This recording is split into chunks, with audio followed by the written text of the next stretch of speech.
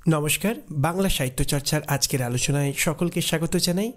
আজকে আমরা কথা বলবো কবি সমর সেনের লেখা মেঘদূত কবিতাটি নিয়ে, যেটি তার কয়েকটি কবিতা নামক যে কাব্যগ্রন্থ, যেটি 1937-এর দিকে গ্রন্থ আকারে প্রকাশিত হচ্ছে, সেই কয়েকটি কবিতা কাব্যগ্রন্থেরই লেখা বা অন্তর্ভুক্ত একটি অন্যতম কবিতা। এখন এই মেঘদূত কবিতা নিয়ে কিছু বলার আগে আমাদেরকে একটু বুঝে রাখতে হবে সমর সেন ঠিক কী ধরনের কবি। রবীন্দ্র পরবর্তী বাংলা কবিতার যে নতুন ধারা, যে আধুনিক সময় কাল সচেতনতা, যে নাগরিক জীবন যন্ত্রণাকে বাংলা কবিতার মধ্য দিয়ে তুলে ধরা, বিশেষত ইতিমধ্যে ঘটে যাওয়া প্রথম বিশ্বযুদ্ধ পরবর্তী যে মূল্যবোধের অবক্ষয়, যে ভাঙন, নাগরিক মধ্যবিত্ত জীবনের যে যন্ত্রণা, যে ক্লেদ, যে গ্লানি, যে পৌনঃপুনিকতা, একঘেয়ে গতানুগতিকতা যাকে এক অর্থে বলা যায়, সেই সময়ের প্রেক্ষাপটে দাঁড়িয়ে কবি সমর সেন কবিতা লিখছেন। খুব অল্প কয়েক বছরই তিনি কবিতা লিখেছেন, কিন্তু তার মধ্য দিয়ে তিনি তাঁর একটা নিজস্ব আইডেন্টিটি বা পরিচয় তৈরি করে দিয়ে গেছেন। তার সম্পর্কে অনেকেই বলে থাকেন তিনি নাগরিক জীবনের কবি। নাগরিক জীবনের যা কিছু অবসাদ, যা কিছু ক্লান্তি, যা কিছু যন্ত্রণা, যা কিছু দমবন্ধ দশা, সবটাকে তিনি তুলে ধরেছেন। এই নাগরিক জীবনের তিনি খুঁটিনাটি প্রত্যেকটি প্রসঙ্গকে তার কবিতার মধ্যে এনেছেন। বিশেষত নাগরিক জীবন, মধ্যবিত্ত জীবনের যে বিপন্নতা, সেই বিপন্নতার বলা যেতে পারে একজন কবি, রূপকার হচ্ছেন আমাদের সমর সেন। যে নাগরিক জীবন থেকে কখনো কখনো মুক্তির জন্য প্রাণটা যখন হাঁপিয়ে ওঠে, এই একঘেয়ে কলকারখানা ভিত্তিক যে জীবনযাত্রা, যে কংক্রিটময় জীবনযাত্রা, সেখান থেকে মুক্তির জন্য তিনি কখনো কখনো সন্ধান করেন সেই মহুয়ার দেশকে। কিন্তু সেখানেও গিয়ে তিনি দেখেন যে নাগরিক সভ্যতা কেমন করে গ্রাস করেছে মহুয়ার দেশকেও। সেই মহুয়ার দেশও তার সেই তার শরীরের উপর, তার মনের উপর সেই শান্তির সুশীতল ছায়া আর ঘনিয়ে তুলতে পারছে না। সেখানকার মানুষেরাও আজ খনিতে কাজ করে, তাদের চোখে মুখে সারা শরীরে আজ নাগরিক জীবনের ক্লান্তির ছাপ। তাই স্বপ্ন নয়, রোম্যান্টিকতা নয়, একটা রূঢ় বাস্তবতা সমর সেনের কবিতার বড় বৈশিষ্ট্য। এবং সেই প্রেক্ষাপটে দাঁড়িয়ে স্বপ্ন ছাড়া তো কবিতা লেখা যায় না। একজন মানুষ বাঁচতে গেলে তাকে স্বপ্ন দেখতেই হয়, কিন্তু কোথাও যেন আমাদের মনে হয় যে স্বপ্ন আমাদের যেন বাস্তবতাকে অতিক্রম করার একটা চেষ্টা। এবং সমর সেনের কবিতায় এই স্বপ্ন কখনো কখনো স্বপ্নভঙ্গের যন্ত্রণা হয়ে দেখা দেয়। তাই তো নাগরিক জীবনের ক্লান্তি ভুলতে তিনি যে মহুয়ার দেশে যেতে চেয়েছেন, সেই মহুয়ার দেশ তার কাছে তার সেই স্বপ্নের মহুয়ার দেশ থাকেনি, সেও তার কাছে স্বপ্নভঙ্গের যন্ত্রণা হয়ে দেখা দিয়েছে। নাগরিক জীবনের বিষাক্ত ছায়া তার ওপরও পড়েছে। সেই সমর সেনের লেখা কয়েকটি কবিতা কাব্যগ্রন্থের অন্তর্ভুক্ত তার এই যে মেঘদূত কবিতাটি, তার মধ্যেও রয়েছে নাগরিক জীবনের অবক্ষয়, যন্ত্রণা, ক্লান্তি, মধ্যবিত্ত জীবনের একঘেয়ে গতানুগতিক বেঁচে থাকার কথা। স্বপ্ন নয়, নিছক রোম্যান্টিকতা নয়, আছে একটা রূঢ় বাস্তবের অভিঘাত, বাস্তবকে চিনিয়ে দেওয়ার চেষ্টা। তো কবিতাটি প্রাথমিকভাবে, কবিতার নামকরণটা খুব প্রাসঙ্গিক, যে মেঘদূত। মেঘদূতের কথা বললেই আমাদের কালিদাসের মেঘদূত কাব্যের কথা মনে পড়ে যায়। মেঘদূত মানেই সেই বিরোহী যক্ষের কথা, যিনি রামগিরি বলা যেতে পর্বতে নির্বাসিত হয়েছেন তার প্রভুর কর্তব্যকর্মে অবহেলার কারণে। এবং ইতিমধ্যে আষাঢ় মাসের প্রথম মেঘ দেখে তার মধ্যে প্রেম জেগে উঠেছে, প্রিয়ার কথা জেগে উঠেছে, বিরহের কথা জেগে উঠেছে। এবং সেই বিরহিণী নায়িকার কাছে, তার প্রেমিকার কাছে বার্তা পাঠানোর জন্য সেই মেঘকে দূত হিসাবে আমাদের যক্ষ নিয়োগ করছেন। তো এই যে আষাঢ় মাসের প্রথম মেঘ দেখে বিরোহী যক্ষের মধ্যে তার প্রেমিকার কথা জেগে ওঠা, সে তার প্রেমিকাকে ভুলেই ছিল বেশ দিব্যে, কিন্তু আষাঢ় মাসের মেঘ তার হৃদয়ের মধ্যে প্রেমকে ঘনিয়ে তুলেছে। এবং সেই সময় কাছে প্রেমিকাকে না পাবার বেদনা তাকে তার হৃদয়কে ক্ষতবিক্ষত করেছে, যন্ত্রণার্ত করেছে। এই যে একটা রোম্যান্টিক চেতনা, একটা প্রেম কেন্দ্রিক যে একটা চিন্তা চেতনা মেঘকে দেখে, মেঘ একটা রোম্যান্টিক স্বপ্ন বিলাসিতার ছোঁয়া হাতছানি হয়ে দাঁড়াচ্ছে, যেখানে মেঘকে দেখে তার হৃদয়ে প্রেম জেগে উঠছে এবং সেই প্রেমের আধার তার নায়িকা কাছে নেই। তাই বেদনা থেকে তার প্রেমিকার কাছে মেঘকেই বার্তা হিসেবে পাঠিয়ে দিচ্ছে। এই যে একটা রোম্যান্টিক পরিবেশ তৈরি হচ্ছে, বিরোহিণী প্রিয়ার কাছে বার্তা পাঠাচ্ছে, মেঘ সেখানে দূত হচ্ছে। এটা আমাদের কাছে একটা বলা যেতে পারে এই মেঘদূত ব্যাপারটা, মেঘদূত শুধু কাব্য নয়, মেঘদূত শব্দটা আমাদের কাছে একটা রোম্যান্টিকতার বাতাবরণ তৈরি করে। একজন বিরোহিনী নায়িকার জন্য একজন নায়কের হৃদয়ের প্রেম, বেদনা, আবেগকে তুলে ধরে। কিন্তু আমরা দেখব যে এই মেঘদূত নিয়ে পরবর্তীকালে বিভিন্ন সময় বিভিন্নভাবে কবিতা, প্রবন্ধ রচিত হয়েছে। রবীন্দ্রনাথের মেঘদূতকে নিয়ে কবিতা আছে, প্রবন্ধও আছে।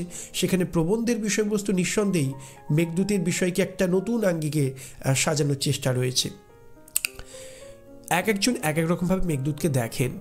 সমর সেন তার মেঘদূত কবিতায় সেই মেঘদূত শব্দটাকে ব্যবহার করছেন। আমরা তো কোনো জায়গায় মেঘদূত বললেই আমাদের কালিদাসের মেঘদূতের কথা মনে পড়ে যায়। এখন এই মেঘদূত আর সেই মেঘদূতের মধ্যে কিন্তু একটা তফাৎ আছে। আমাদের কবি সমর সেন যখন মেঘদূত কবিতা লেখেন তখন মেঘদূতের সেই বার্তাটাকে, মেঘদূতের সেই ভাবনাটাকে কোথাও যেন একটু অন্যভাবে, একটা অন্য ব্যঞ্জনায়, অন্য একটা সময়ের প্রেক্ষাপটে তাকে তিনি ধরতে চাইছেন।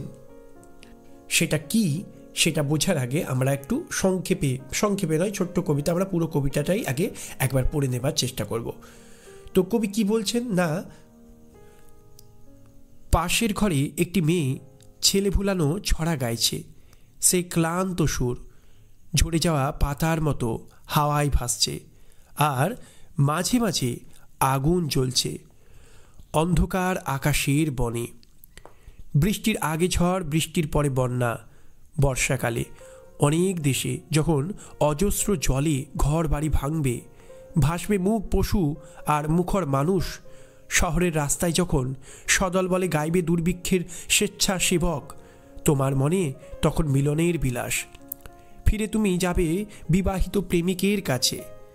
হে ম্লান মেয়ে, প্রেমে কি আনন্দ পাও, কি আনন্দ পাও সন্তান ধারণে।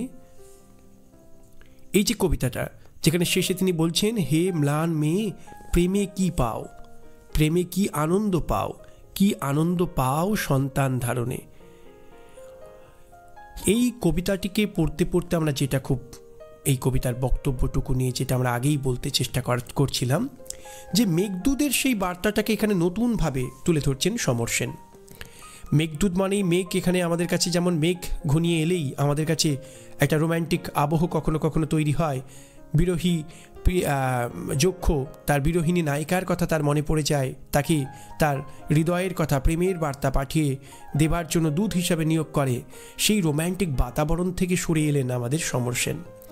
তিনি বললেন যে মেঘ মানেই, আকাশে মেঘ দেখতে পাওয়া মানেই সে কোনো রোম্যান্টিক প্রেমের বাতাবরণ তৈরি করতে পারে না। মেঘ তো শুধু রোম্যান্টিকতাকে বহন করে না। আমাদের মনে পড়ে যাবে আমাদের সেই বিখ্যাত সেই কবিতার কথা, কবি সুকান্তের সেই ক্ষুধার রাজ্যে পৃথিবী গদ্যময়, পূর্ণিমার চাঁদ যেন ঝলসানো রুটি। হ্যাঁ, চাঁদ রোম্যান্টিকতার স্বপ্নও দেখায়, আবার যে খেতে পায় না তার কাছে তো চাঁদ একটা ঝলসানো রুটি ছাড়া তার বেশি কিছু নয়। তার কাছে তো এইসব রোম্যান্টিক স্বপ্ন মানায় না। তার কাছে স্বপ্ন তো তার বেঁচে থাকার লড়াই, তার কাছে তো তার স্বপ্ন তো রুটির লড়াই। ফলে রুটি যা তার জীবনে সবথেকে বাস্তব সমস্যা, সবথেকে প্রথম বেঁচে থাকার চাহিদার একটা জায়গা, সেই রুটির ছবিটাকে, রুটির বলা যেতে পারে চালচিত্রটাকেই সে যেন ওই চাঁদের মধ্যে প্রত্যক্ষ করে। ঠিক একইভাবে আমরা বলতে পারি একটু অন্যরকমভাবেই সমর সেন বলতে চাইছেন যে মেঘ মানেই তো সে একটা রোম্যান্টিক বার্তার পাঠানোর একটা উপাদান নয়। মেঘ মানেই তো একটা রোম্যান্টিক আবহ নয়। মেঘ মানেই তো একটা রোম্যান্টিক পরিবেশ নয়। মেঘ মানেই তো আবেগ বিহ্বলতা নয়। মেঘ শুধু তো এইসবের বার্তা বহন করে না। মেঘ মানে সে যে ঝড়ের বার্তা বহন করে, সে যে বন্যার বার্তা বহন করে, মানুষের জীবনে একটা দুর্যোগের বার্তা বহন করে।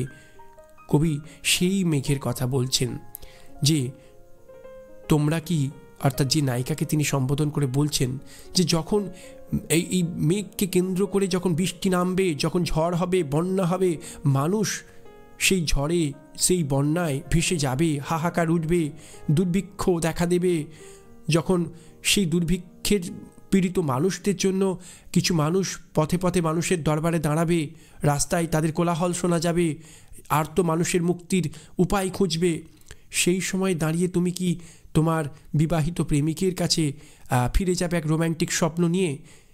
তখনও কি তুমি এই দুর্যোগের সময়ে তুমি কি এই দুর্যোগটাকে শুধু রোম্যান্টিক একটা প্রেক্ষাপট হিসেবেই গ্রহণ করবে, প্রিয় মিলনের উপযুক্ত পরিবেশ হিসাবে? তোমার কাছে কি এই মেঘ শুধুই প্রিয় মিলনের বার্তা বহন করবে না, বা তোমার কাছে কি এই দুর্যোগের সময়ও তুমি সন্তান ধারণের যে সুখ, সেই সুখের মধ্যেই ডুবে থাকবে?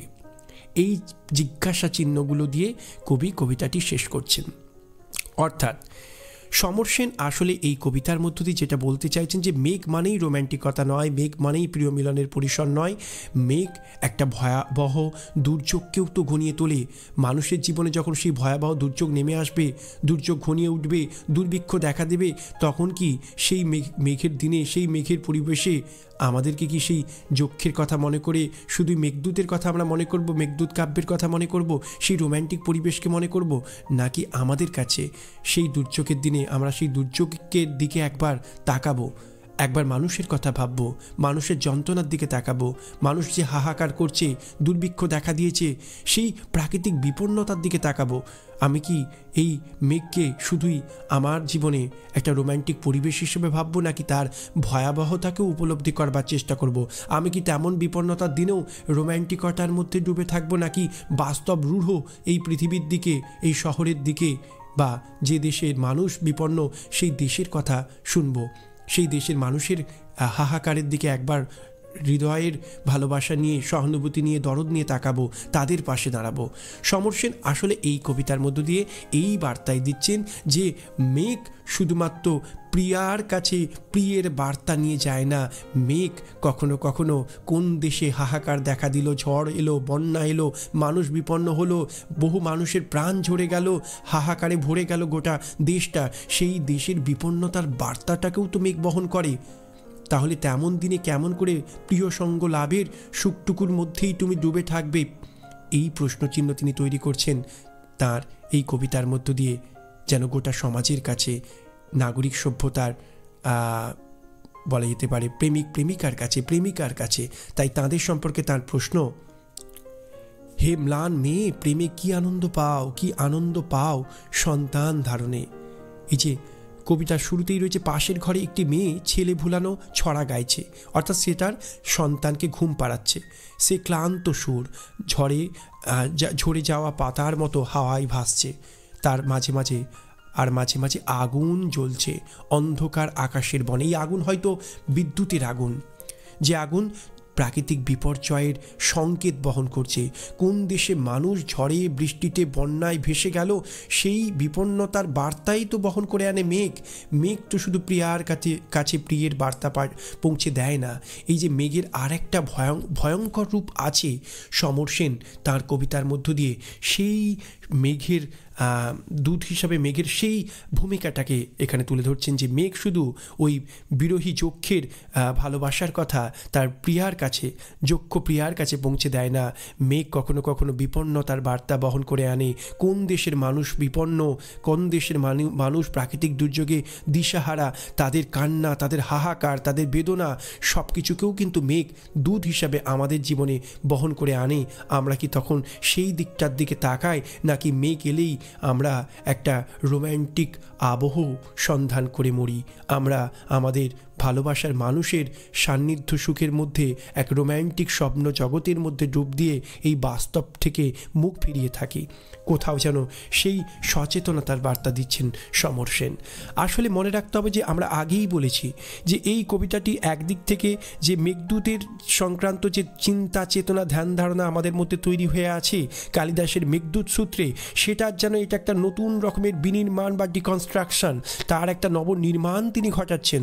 আবার একই সঙ্গে বলা যেতে পারে এই যে মেঘ, সে যেমন বিপন্নতার কথা বলে, প্রাকৃতিক দুর্যোগের কথা বলে, মানুষের হাহাকারের কথা বার্তা বহন করে আনে, সেই দিকটাতে আমাদেরকে তাকাতে হবে।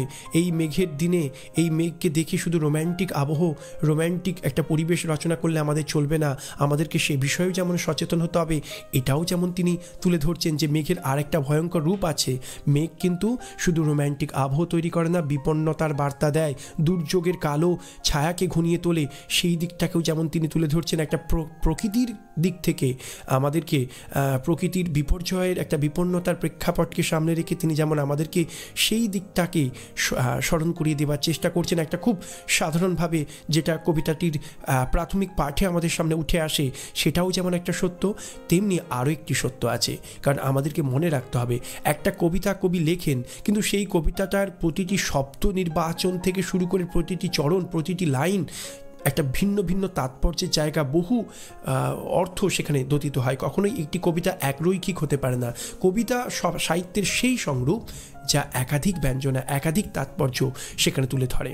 কবিতা সম্পর্কেই তো সেই জন্য দুর্বোধ্যতার অভিযোগটুকু সব থেকে বেশি করে ওঠে। তো সেই কবিতা যে একটা আপাত অর্থকে বহন করেও আরও একটা গভীরতর তাৎপর্যকে বহন করবে তা তো বলাই বাহুল্য। আমরা আগেই বলেছি, সমর সেনের কবিতা মানেই সেখানে উঠে আসে নাগরিক জীবনের কথা। নাগরিক জীবনে ক্লেদ, গতানুগতিকতা, একঘেয়ে পৌনঃপুনিক বেঁচে থাকার লড়াই, তাকে তিনি বারবার দেখিয়েছেন।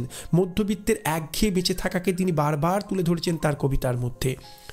এই কবিতায় আপাতভাবে প্রাকৃতিক দুর্যোগ, মেঘের কোন বার্তার কথা উঠে এসেছে সে কথা আমরা বললাম, কিন্তু তার বাইরে আরও একটা গভীরতর তাৎপর্য আছে, এবং সেটা হলো নাগরিক মধ্যবিত্ত জীবনের একঘেয়ে গতানুগতিক ক্লান্ত পৌনঃপুনিক বেঁচে থাকার যে জীবন, যে লড়াই, তাকেও সেই অর্থহীনতার দিকটিকেও তিনি কোথাও যেন এই কবিতার মধ্যে তুলে ধরেছেন।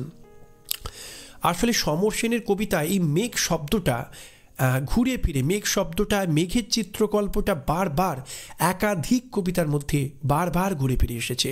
মেঘ সেখানে বারবার একটা বিপন্নতার ছায়া, বিপন্নতার একটা কালো ছায়া, একটা দুর্যোগের বলা যেতে পারে বার্তা হয়ে এসেছে। অর্থাৎ এটা শুধু প্রাকৃতিক দুর্যোগ নয়, এটা সমাজ জীবনের, যুগ জীবনের, একটা নাগরিক মধ্যবিত্ত জীবনের সংকট হিসাবে দেখা দিয়েছে। মেঘ সেখানে নিছক মেঘ নয়, মেঘ সেখানে নিছক প্রাকৃতিক দুর্যোগকে বহন করে না, তা মানুষের জীবনের, সমাজের, মানুষের প্রতিদিনের বেঁচে থাকার যে জীবনটার কথা, সেই জীবনের বিপন্নতাকেও কিন্তু সেখানে মেঘ বারবার বার্তা দিয়েছে, সেই জীবনের বিপন্নতার কথাকেও।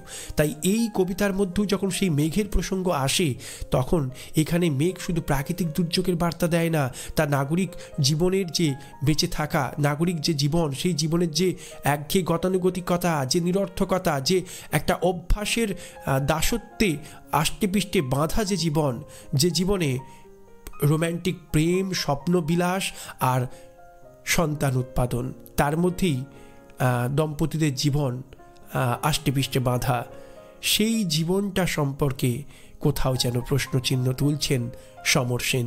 তাই তো তিনি বলেন যে, হে ম্লান মেয়ে, প্রেমে কি আনন্দ পাও, কি আনন্দ পাও সন্তান ধারণে। এই যে তুমি প্রেমে কি আনন্দ পাও, সন্তান ধারণের মধ্যে কি আনন্দ আছে। ম্লান শব্দটা লক্ষণীয়, অর্থাৎ ম্লান হওয়ার পরেও আমরা এই প্রেম, এই সন্তান ধারণ, এইগুলোর মধ্যেই জীবনের সার্থকতা খুঁজে চলেছি। একটা অর্থহীন একঘেয়ে গতানুগতিকতার মধ্যে আমরা এইভাবে নিজেকে বেঁধে ফেলেছি, যেখানে ম্লান শব্দটা ব্যবহারের মধ্য দিয়ে জীবনের যে একটা বলা যেতে পারে নির্জীবতা, একটা অন্তঃশ্বাস শূন্যতা, একটা সজীবতাকে হারিয়ে একটা বলা যেতে পারে অভ্যাসের দাসত্বে বেঁধে ফেলা যে জীবন, সেই জীবনটাকেই তো ম্লান শব্দে তিনি চিহ্নিত করছেন। কিংবা যখন তিনি বলেন, পাশের ঘরে একটি মেয়ে ছেলে ভুলানো ছড়া গাইছে, সে ক্লান্ত সুর ঝরে যাওয়া পাতার মতো হাওয়ায় ভাসছে। এই যে হাওয়ায় ভাসছে, একটা ঝরে যাওয়া পাতার মতো, শুকনো পাতা যে ঝরে যায়, যে জীবনের রসদ থেকে বঞ্চিত, কোথাও কি এই সন্তান ধারণ, সন্তান উৎপাদনকে ঘিরে যে বেঁচে থাকা, যে প্রবৃত্তি সর্বস্ব জীবন, যে জীবনের কোনো সদর্থক মানে নেই, এই নাগরিক জীবন সম্পর্কেই কি আমাদের সমর সেন প্রশ্নচিহ্ন তুলছেন না? সেখানে মেঘ একটা দুর্যোগের ছায়া হয়ে দেখা দিচ্ছে। মেঘ সেখানে এই জীবনটা যে কখনোই সার্থক জীবন নয়, একঘেয়ে গতানুগতিক একটা অভ্যাসের দাসত্বে বাঁধা জীবন, সেই জীবনটা যে একটা দুর্যোগপূর্ণ জীবন, এই জীবনটার মধ্যে কোনো সার বস্তু নেই, সেটাকেই কি চিহ্নিত করছেন না মেঘদূত শব্দটাকে কবিতার নামকরণে ব্যবহার করে। এবং সেখানে প্রাকৃতিক দুর্যোগ আসলে এই নাগরিক মধ্যবিত্ত জীবনের যে অবস্থান, তাদের যে অস্তিত্বের সংকট, অর্থাৎ যে জীবন বৃহত্তর মানুষের কল্যাণ ভাবনা থেকে বিচ্যুত, যেখানে প্রাকৃতিক বিপন্নতা আসলে একটা বৃহত্তর সমাজের বিপন্নতা, যে সমাজের বিপন্নতা থেকে আমরা মুখ সরিয়ে থাকছি, নিজেদের প্রেম বিলাসের মধ্যে, সন্তান উৎপাদনের ব্যবস্থার মধ্যে এই যে বৃহত্তর মানুষের কল্যাণ ভাবনা থেকে বিচ্যুত একটা বেঁচে থাকা, একটা অস্তিত্ব, যে অস্তিত্ব সদর্থক অস্তিত্বকে বহন করে না, সেই ক্ষেত্রটা সম্পর্কে নাগরিক মধ্যবিত্ত জীবনের সেই অন্তঃশ্বাস শূন্য বেঁচে থাকা সম্পর্কেই বা টিকে থাকা সম্পর্কেই কি সমর সেন প্রশ্নচিহ্ন তুলেছেন আমাদের এই মেঘদূত কবিতায়। মেঘদূতের মধ্য দিয়ে, প্রাকৃতিক বিপন্নতার মধ্য দিয়ে, সময়ের বিপন্নতা এবং মানুষের সেই বিপন্ন মানুষের পাশে না থাকা, তাদের আত্মকেন্দ্রিক বেঁচে থাকা, সেই সব কিছু নিয়েই কি প্রশ্নচিহ্ন তোলেননি সমর সেন? এটাও আমাদেরকে ভাবতে হবে। সমর সেনের লেখা মেঘদূত কবিতা নিয়ে আজকের আলোচনা এখানেই সমাপ্ত। আলোচনা ভালো লাগলে চ্যানেলটির সঙ্গে থাকবেন, প্রয়োজনে সাবস্ক্রাইব করবেন। বাংলা সাহিত্য চর্চার সঙ্গে থাকার জন্য সবাইকে ধন্যবাদ জানাই।